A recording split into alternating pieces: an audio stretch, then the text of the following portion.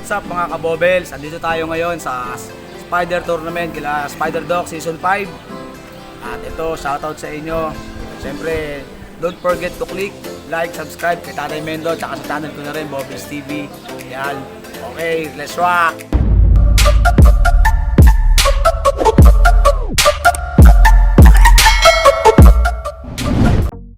Iyon,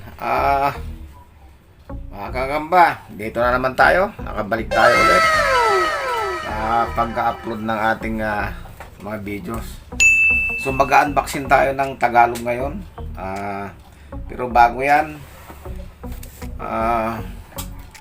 ang gagamba natin mga kagamba, napahirapan. Yung partner ko dyan na kasama ko nangingilaw ng isang gabi, wala nahuli. So, sa ibang lugar naman, may mga nahuhuli kaya lang madalang. Yung iba, agawan ng supply, pataasan ng presyo. Kaya hanggat madalang ang supply, asahan na yan na mataas ang presyo niyan. Tagalog man o Masbate. Nagtataka lang ako bakit may panahon ngayon na halos wala. Maisa na inilawan namin nakaraan, walang kahit isang gagamba. Samantalang mga nakaraan taon, mga nagdaang taon is marami pag maisan, lalo kung magulang na at malapit ng pitasin. Napakarami yan. Pero ngayon kahit isa wala. Ang balita ko, mga kagamba, ang mais daw ngayon ay binubumbahan na, inisprayan na nila ng pesticide. Hindi ko alam kung bakit. Pero dati naman walang ganun eh. Umbot sa langaw. Binubumbahan na nila ng pesticide. Tapos, hindi na hinaharvest ng tao. Harvester na ginagamit, reaper. Kaya durog. Ang dahon nun durog. Magiging parang sapal. Paglabas ng makina. Kaya yung gagamba na kasama doon, wala rin. Sapal na lang din, sama sa sapal. So nagiging pataba yung tangkay ng mais pagka dinaanan ng reaper. Ganun yun mga kagamba. Kaya sa mga susunod na panahon, baka asahan natin na mas kakaunti ng supply. Hindi nawawala ang gagamba dahil sa hinuhuli natin, hindi. Nawawala ang gagamba dahil sa mga pesticide na ginagamit at saka mga modernong mga makinarya, mga kagamba. Durog ang gagamba pagka kung nakita kayo diyan yung video ko, yung previous video ko diyan na hina-harvester yung mais, ganyan na ganyan. Ay na-harvester yung palay, ganun na ganun yung yung sistema. Kaya pagka nahigop nung makina yung damo, pumasok doon durog kasama yung gagamba. So yun mga gamba, yan ang nangyayari ngayon. Padalang ng padalang ang supply, pataas ang pataas, paliit ng paliit. Pagka yung ganitong panahon, agawan, maliliit ang gagamba. Pero pag dagsang gagamba na maraming malalaki. Pero may mga time din na siguro baka dumagsa pa rin. Hindi pa rin tayo nawawalan ng pag-asa. Kung ngayon na walang pasok ay bitin ang supply, nako, lalo pa kaya kung may pasok na. Umbot sa langaw. Sa dami ng mga reseller ngayon na naglipa na lumalabas sa social media. So, yung mga deliver natin na dati, so doon na nagkuhanan, nagrektahan na sila lahat doon sa mga ahinti sa probinsya. Hindi rekta sa mangingilaw yun, rekta doon sa ahinti. Walang nakakarekta sa mga mangingilaw, kundi ako lang. Kasi ako nangingilaw ako at may mga tao akong umiilaw. Yun mga gamba. So, yan, bago yung panoorin itong unboxing natin, shout out muna tayo kay Michael Gio Arsigal, yan. Welcome back Michael Gio. Kay Arlan Urbano ng Taiwan. Nasa Taiwan yan yung si Arlan Urbano. Shout out sa iyo diyan sa Taiwan. Ingat ka diyan na kabayan. Si Dilby TV, yan. Shout out din kay Jason Lagumes, nasa rin yan, Malaysia yan. Yan, malapit na rin umuwi yan. So shoutout kay Kasakmal, yan, kay Happy Man, laging nagko-comment, hindi nagpapahuli. So ito mga kamba, panoorin natin tong itong unboxing natin Tagalog.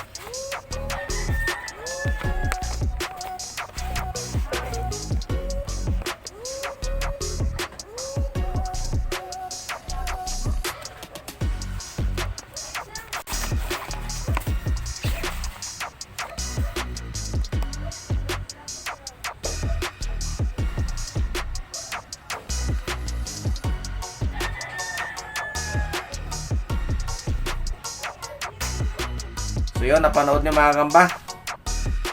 Ayan, hindi pa siya masyadong quality pero maganda pa rin. Okay pa rin naman. Makakabinta at kikita ka pa rin pagka medyo mataas nga lang ang presyo ngayon. Nasa 500 na isang box. Okay. Hanggang dito na lang. Maraming salamat. Okay, yun no. Good morning mga gagamblers. Bali dito tayo ngayon sa sa season 5 ng Spider Tournament.